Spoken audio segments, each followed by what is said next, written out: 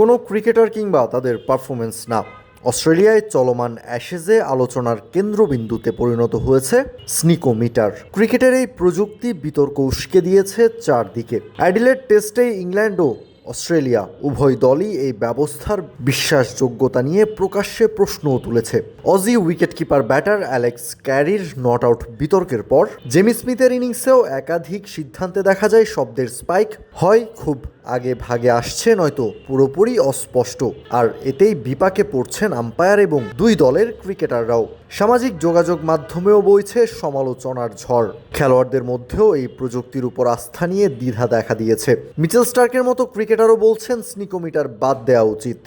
বলার অপেক্ষা রাখে না মাথাচাড়া দিয়ে ওঠা এই সমস্যাটা ভীষণ গভীর। কিন্তু ক্রিকেটে প্রযুক্তি ব্যবহারের উদ্দেশ্য তো সন্দেহ কমানো, নতুন করে সন্দেহ তৈরি করা নয়। কি এই স্নিকোমিটার, এর কাজই বা কী, আর কেনই এই প্রযুক্তি নিয়ে আলোচনার রব উঠেছে সেটাই জেনে নেওয়া যাক।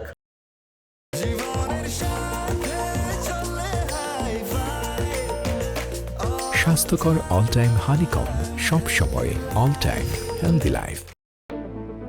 স্নিকোমিটার, সংক্ষেপে পরিচিত স্নিকো হিসেবেই, ক্রিকেটের ডিসিশন রিভিউ সিস্টেম ডিআরএস এর একটি প্রযুক্তি, যা ব্যাট বা গ্লাভসে বল লেগেছে কিনা তা শনাক্ত করতে ব্যবহৃত হয়। এই প্রযুক্তিতে অত্যন্ত সংবেদনশীল স্টাম্প মাইক্রোফোন ব্যবহার করা হয়, যা অডিও সিগন্যাল ধরে। বল ব্যাটের পাশ দিয়ে যাওয়ার সময় কোনো শব্দ হলে সেটি সাউন্ড ওয়েভ আকারে দেখা যায়। বল ব্যাটের ঠিক পাশ দিয়ে যাওয়ার মুহূর্তে যদি কোনো তীক্ষ্ণ স্পাইক দেখা যায়, তাহলে সেটাকে ব্যাটে লাগার প্রমাণ হিসেবে ধরে নেওয়া হয়। তবে স্নিকোর সবচেয়ে বড় দুর্বলতা হলো অডিও এবং ভিডিওর নিখুঁত সমন্বয়ের উপর নির্ভরতা। যদি শব্দ এবং বলের অবস্থানের মধ্যে সামঞ্জস্য না থাকে, তাহলে ভুল ব্যাখ্যা হওয়ার সম্ভাবনা থাকে। অ্যাডিলেড টেস্টে এর একাধিক প্রমাণ পাওয়া গেছে। অ্যালেক্স ক্যারির নট আউটের ক্ষেত্রে শব্দের স্পাইক এবং বল ব্যাটের পাশ দিয়ে যাওয়ার মুহূর্তের মধ্যে স্পষ্ট ব্যবধান দেখা যায়। স্পাইক দেখা যায় বল ব্যাটে আসার আগেই। এর ফলে স্পষ্ট এজ থাকা সত্ত্বেও নট আউট সিদ্ধান্ত দেওয়া হয়। এতে অস্ট্রেলিয়া বড় সুবিধা পায় এবং হতাশা বাড়ে ইংল্যান্ড শিবিরে। এখন প্রশ্ন জাগতে পারে, আল্ট্রাএজের কি কাজ তাহলে? আল্ট্রাএজ মূলত স্নিকোমিটারেরই আরও উন্নত এবং পরিশোধিত ভার্সন। আল্ট্রাএজও একই নীতিতেই কাজ করে। এর সফটওয়্যার, অডিও ফিল্টারিং এবং তথ্য উপস্থাপন স্নিকোমিটারের চেয়ে অনেক বেশি উন্নত এবং নতুনও বটে।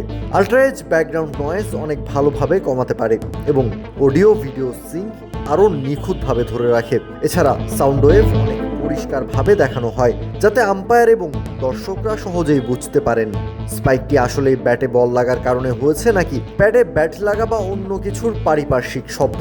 বর্তমানে বেশিরভাগ আন্তর্জাতিক ম্যাচে আল্ট্রাএজ ব্যবহৃত হয়, তবে কিছু সিরিজে যেমন অ্যাশেজ 2025-26 এখনও স্নিকোমিটার ব্যবহার করছে। এদিকে ইংল্যান্ড অভিযোগ করেছে যে স্নিকোমিটারের ত্রুটির কারণেই তারা অ্যাডিলেডে অ্যালেক্স ক্যারির উইকেট থেকে বঞ্চিত হয়েছে।